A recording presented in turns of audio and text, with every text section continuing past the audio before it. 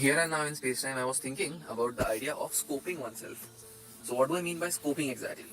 Well, scoping would actually mean that one has an idea about one's own limitations because nobody is omnipotent and nobody is all knowing.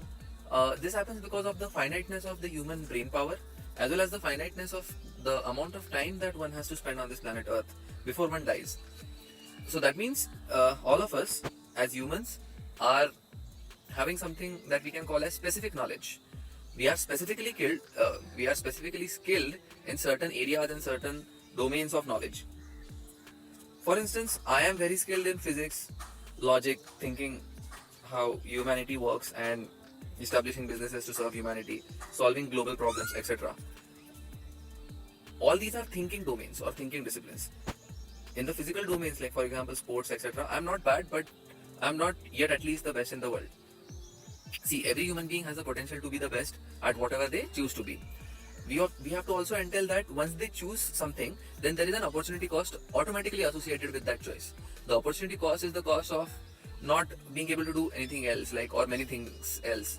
Because once you choose something, or once one individual chooses something, then that individual has actually dedicated a chunk of their lifetime. And here I would like to postulate one graph which later will be illustrated appropriately. This graph is the graph of energy versus time. So all we have in life is energy and time, right? And by energy I mean like good mood, good spirit, motivation, the willpower to achieve something, that drive. This is what I mean by energy. So it's not like a spiritual or a metaphysical concept. Like I'm actually meaning something very concrete over here. So we have a limited amount of energy and a limited amount of time. If we plot energy on the y-axis and time on the x-axis on a 2D graph, then we'll get certain graph, right? Basically, whatever the graph would be. Generally speaking, in the morning time, for people who are not exactly very nocturnal, for most humans, in the morning time, a lot of energy is present and available.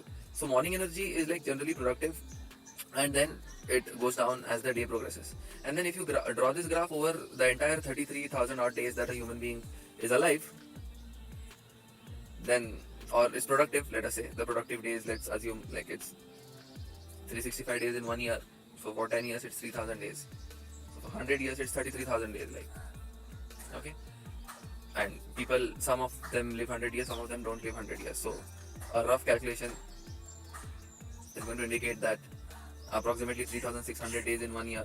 So 36,000 days in the lifetime of 100 years, approximately, give and take. So in this 36,000 days that we effectively have, out of which we have squandered a lot of time already, because I'm sure that hardly anybody of us has been productive, extremely productive right from day one of birth. That's another thing, that it's important not to squander time and energy. So when one dedicates oneself to a particular aim or goal, it is like this integration of EDT, so integration of energy as a function of time. So let us call this as, let's call this concept as life force, okay? So we are actually dedicating a chunk of our future life force onto an endeavor, and since endeavors in the human life are many and not finite, okay, they are actually finite because humanity itself is finite, but they are like relatively much higher finitude. They encompass a relatively higher finitude, meaning they are too many for any one single human to master all of them. And this is where the edge case arrives when we come to the human potential.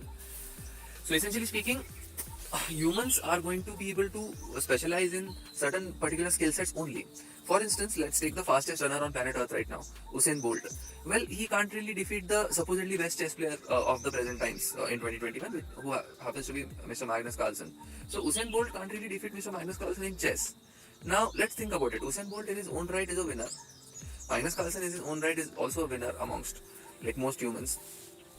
But Usain Bolt is good at running and Magnus Carlsen is good at chess. This is very clearly indicative and illustrative of the fact that one human being can't be really good at many things in the world. Now, this brings us to the fact that whenever one human being decides to do something, they are going to allocate a certain future life force to that. And when that certain future life force is allocated to that, which is integration of energy as a function of time, when that life force is allocated to an endeavor, then the human being loses opportunity to, actually venture out into other things. And hence it is important to make decisions wisely, because these decisions are actually not small, they are actually carrying and taking away a chunk of your life or one's life in the future. So good decisions are definitely going to compound. So there is a compounding effect of everything in human life or in life in general. And good decisions compound a lot better, a lot faster, and a lot more appropriately in order to reward one back with what actually one would like to have from life. In today's era, in 2021 and beyond, let us understand that technology is so potent and so powerful that business owners and people who are not wielding technology are really going to not be very successful actually. So, and the people who are wielding technology, they are going to be massively successful. Technology is the biggest leverage. By technology, I mean code, media, social networks, and general technological devices and instruments, like, for example, the cam recorder or even the phone or the iPad or things like that, basically. And also transportation technology. So, all kinds of technology is what I mean. Let's understand that a human being in their own nascent and naked state in nature is really less potent compared to a human being who can leverage the power of technology, including food technology, to have a good diet, intake and consume good diet. It is also important to avoid the self-sabotage mistake by thinking that we have already achieved all that we deserve in life and hence losing motivation. And the way in which I have myself helped myself as well as others avoid this mistake is as follows. Like, I have this number, like approximately $200,000 USD as of 2021. I have found that I don't really need much more than consuming this amount of wealth on planet Earth in 1 year. And I'm pretty sure that compared to global average standards, this is much higher amount of wealth that I'm consuming. So whatever wealth I have beyond 200,000 USD per year, I would much rather put it to work for charitable purposes. And since charity and philanthropy don't work in isolation, it is important to set up businesses around the charitable activities. Like, for example, Mr. Elon Musk in 2021 has set up a business called Tesla and SpaceX, wherein he is aiming to lift humanity off Earth, which is a very good noble aim. We don't really want to have all our eggs in one basket called Earth, literally. And electric vehicles are very important because anyway we are changing the surface biochemistry of Earth. So it's actually important to have renewable sources of energy work well for humanity, because energy usage is compounding as we proceed, and as more and more humans join the technological revolution, energy usage is still going to compound effectively, and there will soon be things like global treaties and carbon taxation and taxation on burning hydrocarbons, etc. So renewable energy, education, healthcare. Education is something that I passionately believe in, and I think I'm a good teacher, and I document things well, and I teach teachers how to teach, and I teach managers how to manage well. This has been my experience, and I teach friends about life, etc. Whatever I have learned. Obviously, since I earlier remarked that one particular human being cannot really achieve everything in life, I have earlier remarked that means including me myself, I cannot really achieve everything in life, including conceptual clarity about all the nitty-gritties of human life. I try to develop frameworks which other people will expand upon and utilize in order to think. And my frameworks are pretty fundamental because I am very close to the fundamental sciences as well as the fundamental aspects of human life, including the social sciences. So because of that, my frameworks will be very potent and powerful compared to what I generally see around in this economy and in this world on planet Earth as of 2021. There is a lot of focus that goes around the internet essentially. Like, there is a lot of copy pasting of information, and there is hardly any original thought or original thinking. And internet popularity has to do with the median average mindset or the average microstructure of the human brain, and not really with exceptionalism or being exceptional or extremely high quality content. Doesn't really translate into a lot of views, etc. So not only because of this, but because of the general principles of stoicism, it is important to be very agnostic and very apathetic towards general response from humanity, and it is important to derive internal validation as opposed to external validation. Only then can one person be extremely happy in life.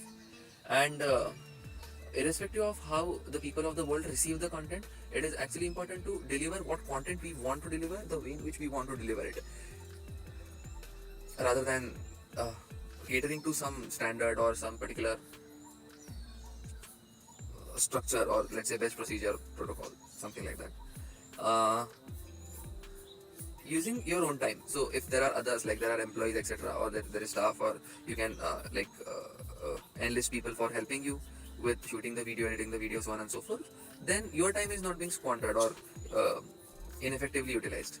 That means that is something that can be done, and that can be a potent method of proceeding forward. The thing is this, currently I'm sitting in nature, under the sun, and I'm really enjoying. This is kind of a mini hill station in the city I'm in currently, and I'm currently really enjoying the space.